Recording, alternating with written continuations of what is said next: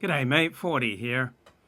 So, one of the 12-step programs that I attend to has the unofficial motto of "We're here to bring souls out of hiding," which sounds wonderful. But what about those whole souls that probably should stay in hiding? So, my first thought on bringing souls out of hiding is the people who are wounded, so about a third of the population with these propensities for addiction and self-destruction cycles, uh, you don't want to reach into the cave and drag them into the sunlight, all right? Because what happens when you reach into a cave where there's a wounded animal that's hiding out and you try to drag them into the sunlight, they're going to bite you. So you don't want to drag souls out of hiding, right? You don't want to try to drag people, generally speaking, into a recovery or your religion or whatever it is that you think would be really good for people. So there's something that I learned in the 12-step group Al-Anon, and that was don't make a suggestion to someone more than once. And I haven't been able to fully live by that, but it's really helped me reduce my tendency to give unsolicited suggestions to people. So I would sometimes give people the same suggestion 5 to 10 times. Now I think I generally try to limit it 1 to 3. All right. Ideally, I just give the suggestion once and move on. I really don't want to be banging on with my suggestions to someone. So if I try not to give suggestions, period. Instead, I just try to share from my own experience. And then if they hear something that excites them, then they can take it and run with it.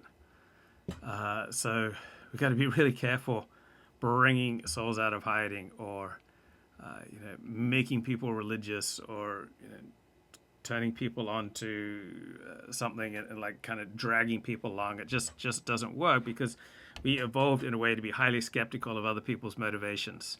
And so I have found low IQ people tend to be even more skeptical and surly than even average IQ and above IQ people.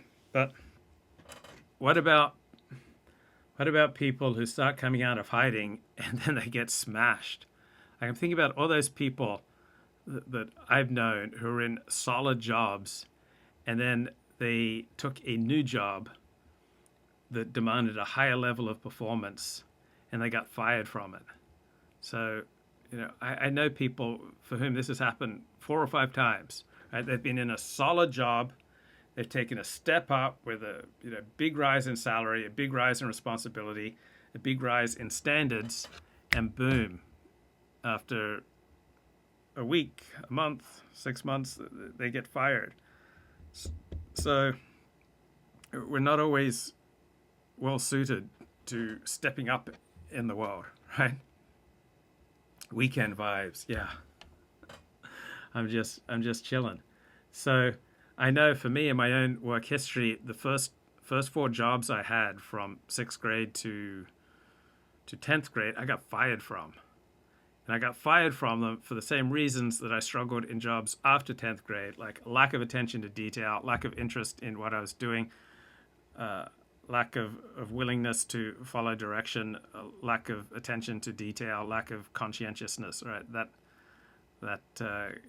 got me fired from my first few jobs, and I still have some of those traits. No, I still have all of those traits, just to varying degrees of intensity.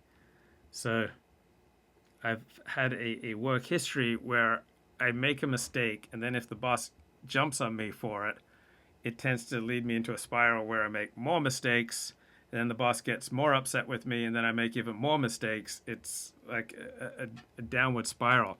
So I'm thinking for the under-owner like myself, that the situation of employment is probably even more important than it is for the normal person. So I think a normal person can adapt to the situation. Someone who's not normal, someone who's got, let's just call it addictive tendencies. If you're not a big believer in addiction, just use some other self-defeating maladaptive tendencies. Someone who doesn't interact normally with other people. So if you're one third of the population who does not connect normally with other people, probably the situation of your job is more important than it is for the normal person.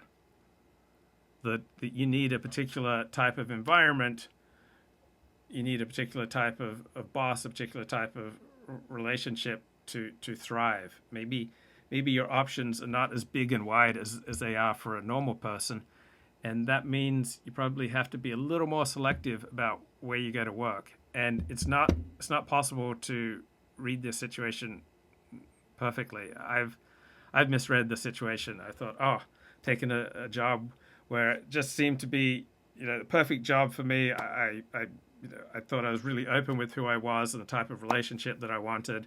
And the other party said, "Oh yeah, this sounds great. I'm not someone who fires people. Like I've never fired anyone." And then like a week into it, I end up getting fired because I started the job when I was sick. When I was sick, I was also working on a substandard computer, and so I started making mistakes, getting frustrated with my computer. Things started spiraling, and boom, the boss who never fires anyone, got rid of me, and I would have been perfectly well suited for the job. I could have done it, but there were just all these negative spirals that I fell into. So it was just kind of humbling thinking about I excel in certain situations, but as someone who's not a normie, the situations in which I excel maybe more narrow than they are for regular people. And so, who was that character? Cool Hand Luke. Didn't he talk about a man has to know his limitations? So there are certain jobs and certain employers that I've just thrived in, absolutely thrived in. But then there have been all sorts of jobs and employers where I've just gone into, a downward spiral. Just been a really bad fit for me. So maybe my options are not as wide as they are for the normal person. And if one has these self-destructive tendencies, perhaps one has to take more care about putting yourself in a situation where you can thrive. So, for example, most people are not suited to being entrepreneurs. It seems to me at least 9 out of 10 people are better suited being employees as their primary source of income. So, a lot of people have a vision that they're going to work for themselves. They think this is going to be less responsibility. If I just work for myself, it will just be easier. But they find it's actually more responsibility. It's more demanding, and it's not something that they're cut out for. So let's say you've got a certain level of recovery. You found a sphere in life where you're doing well. Perhaps that doesn't mean you're completely ready to come out of hiding. And I think this would apply to relationships too. Maybe I think most people need just graduated levels of disclosure, right? You're not best suited, disclosing everything fairly early on in a relationship. Like particularly early on in a relationship, like one thing can just drown out all other things. So perhaps the most scary things about you or the most distasteful things about you are not something that you should introduce early on. And then one form of coming out of hiding is to go online and to do live streams. And doing live streams is not in the best interest of a whole bunch of people I've seen doing live streams. Like if you're going to do a live stream in America or Australia or England with a big Nazi flag behind you, it's probably not in your long-term best interest, though it could be wildly entertaining. Doing live streams predisposes people to share all sorts of dark things that they wouldn't share face to face. Also, people get an exaggerated sense of their own importance and wisdom and sagacity. And like becoming a social media personality for many people becomes an addiction, and it just doesn't cost them the money they put into the equipment, but the time and the energy that for many people would be far better spent working a second job, learning new skills, socializing, working out, developing in some other ways. And also, like, coming out of hiding can exact an enormous toll on your mental health and on your personal life. So at a certain level of visibility, you may be doing well, but then you step into management, you step into a higher level of visibility, you become more of an online personality, and it has a negative effect on the rest of your life. So I always try to monitor the rest of my life and my live streaming and how are they affecting each other. So, for example, I've live streamed every day for the last 4 days, and I may keep it up. I may not, but when I walk down the street, or when I go to synagogue, or when I go to a restaurant, or when I'm at the beach, or I'm going to social events, going to writer gatherings, are my online activities having more of a negative or a positive effect on my happiness and on my connections to people who matter to me? So by doing these online things, I get to connect with a lot of really cool people, but I also leave myself wide open to speaking in ways that will damage or destroy my relationships with real life friends and relations. So big question. Am I having fun? Do I find this relaxing and fulfilling? I don't find this relaxing, but I definitely find this fulfilling, and I do find this fun. So I don't find myself locked into a grind. Right? I'm not making stuff, out of vague obligation to my viewers. Right?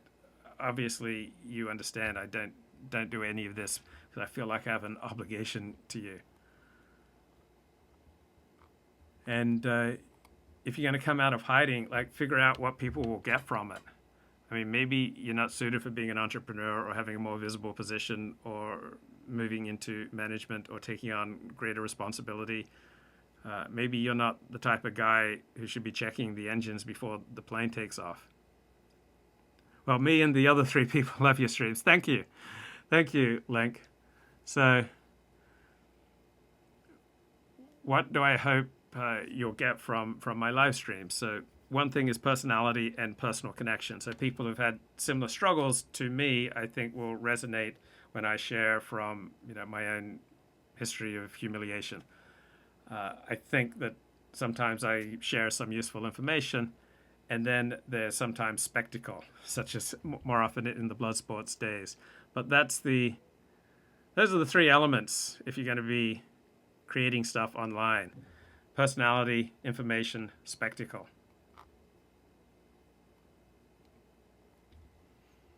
And if your show isn't growing, ask yourself which element might be missing. So my show has not been growing for the past 3 years, and the element that's obviously most missing is spectacle, right? There haven't been many blood sports on my show over the last 3 years. There hasn't been that compelling spectacle that used to take place on the show. And yeah, maybe I'm coming up short in the category of personality. Maybe I'm coming up short in the humor and the mind-blowing revelations that get the listeners' juices flowing. And another danger about taking on more visibility and coming more out of hiding is that people will want a piece of your soul. Like, often employees or viewers, right? They may want to connect with you, and if you stand out and if you connect with people, say on YouTube, it's because people feel a specific connection with your specific resonance with your experiences, and in particular your failures. All right, and so you have to open up your dark private places and let strangers in. And so when people then reject your content, you're very likely to feel that they're rejecting you, right? They're rejecting you as a person, that you are not good enough, that you're not special enough, you're not unique enough. I don't find this a problem. Like, my happiness level is not determined by the number of viewers. Obviously, I prefer more viewers to fewer, but I've been doing videos for 15 years, all right? You don't see an unhappy person here just like cranking things out of some sense of obligation. So if people come to a live stream, for example, they're not coming for media. Like there's a ton of media. They're looking for a relationship. And when you disappoint people, they're going to take it as a deep personal betrayal. Right? And can you handle that? Can I handle those times when I'm saying something and every single person in the chat, passionately disagrees with me and turns their back on me? So I've made a lot of acquaintances and friends from these online ventures, and some people I reach out to, and like I form an offline relationship with them, and then I call them. I never get a call back, right? So sometimes I disappoint people; they just turn their back on me, and that's it. And so I think I'm able to just ride through that. It's painful depending on the intensity and the importance of that relationship, but it inevitably happens, particularly given that I'm constantly changing my perspective on things. I'm constantly changing my understanding of reality. I'm constantly shifting. I'm not a reliable pundit who's always going to tell you that the conservatives are right, the Republicans are right, that the nationalist position is right, that the people are right, the populace are right, the elites are wrong. I'm not going to come with this consistent presentation of reality that has a top 40 feel, where I'm just like playing the hits all over the Constitution, more freedom. And so because I'm constantly changing, a lot of my audience is going to be disappointed, disaffected, is going to tune out, and may very well feel like I have betrayed them. But how much should souls come out of hiding? I guess that's my underlying question this morning. And I think talking about damaged souls such as myself, people who are not normal, that we have to be fairly careful about where we come out of hiding and how we come out of hiding. That we have to take more care than the normal person. We may not have the resilience of normal people. So a good thing about a strongly identifying in-group, such as for me in Orthodox Judaism, I feel completely at home in Orthodox Judaism. So I can step into the stream of Orthodox Judaism, and I can just share that I've imbibed the rules, and within the rules, you can pretty much be whoever you are. You can pretty much share anything, and it's a fairly safe space.